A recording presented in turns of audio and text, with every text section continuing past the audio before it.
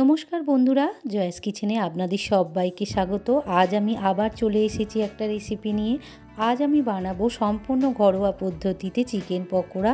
তো বন্ধুরা, ভিডিওটা প্রথম থেকে শেষ পর্যন্ত দেখার অনুরোধ রইল।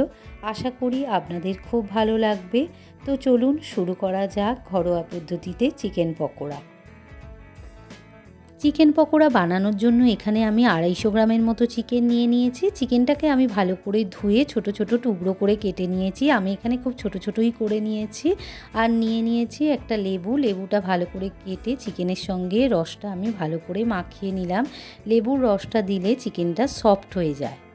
এবারে আমি একটা পেস্ট বানিয়ে নেব। তার জন্য আমি এখানে দুটো পেঁয়াজ নিয়ে নিয়েছি মিডিয়াম সাইজের, আর নিয়ে নিয়েছি প্রায় 8-10টার মতো রসুনের কোয়া, আর নিয়ে নিয়েছি কাঁচা লঙ্কা 5-6টা কাঁচা লঙ্কা।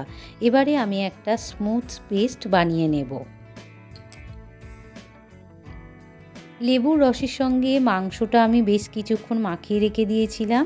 এবারে আমি দিয়ে দিলাম 2 চামচ পেঁয়াজ, রসুন আর কাঁচা লঙ্কা বাটা, আর দিয়ে দেব অল্প একটু আদা বাটা, ছোটো চামচের হাফ চামচ আদা বাটা দিয়ে দিলাম, আর দিয়ে দিলাম স্বাদ মতো লবণ।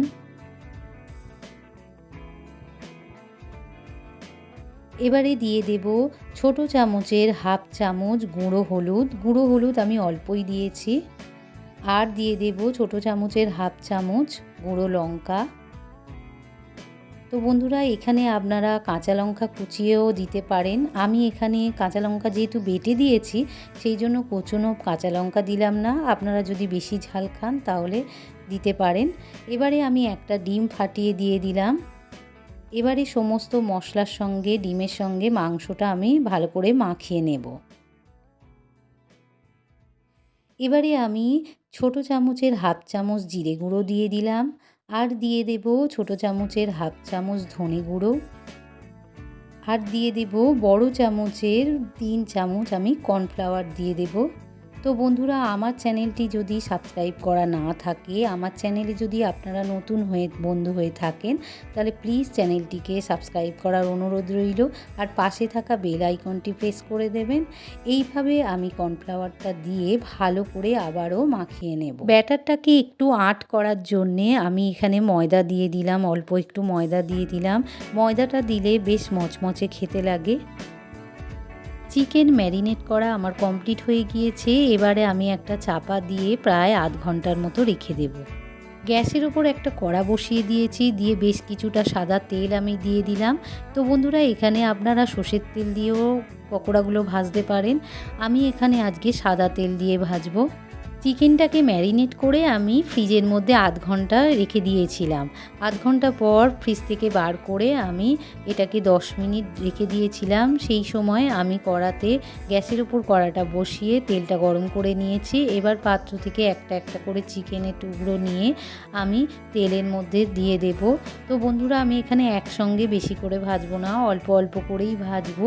এই সময় গ্যাসের ফ্লেমটাকে আমি একদম লো করে দিয়েছি, কেননা তাড়াতাড়ি পকোড়াগুলো যদি হাই ফ্লেমে থাকে তাহলে তাড়াতাড়ি লালচে ভাব হয়ে যাবে, কিন্তু ভেতরে কাঁচা থেকে যাবে।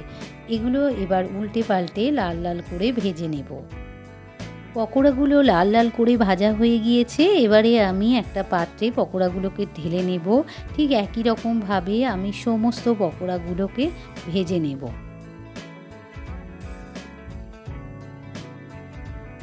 বেশ কিছু পকোড়া আমি ভেজে নিয়েছি। দেখুন বন্ধুরা, আমি একটা কেটে দেখিয়ে দিচ্ছি কতটা সুন্দর হয়েছে। ভেতরটা কাঁচাও নেই, আর খেতেও খুব ভালো। তো বন্ধুরা, আমার এই পকোড়া রেসিপিটা আপনাদের কেমন লাগলো? যদি ভালো লেগে থাকে তাহলে আমার চ্যানেলটিকে লাইক, শেয়ার অ্যান্ড সাবস্ক্রাইব করে দেবেন, আর কমেন্টে কেমন হয়েছে জানাতে ভুলবেন না যেন। আপনারা সবাই সুস্থ থাকুন, ভালো থাকুন। ধন্যবাদ।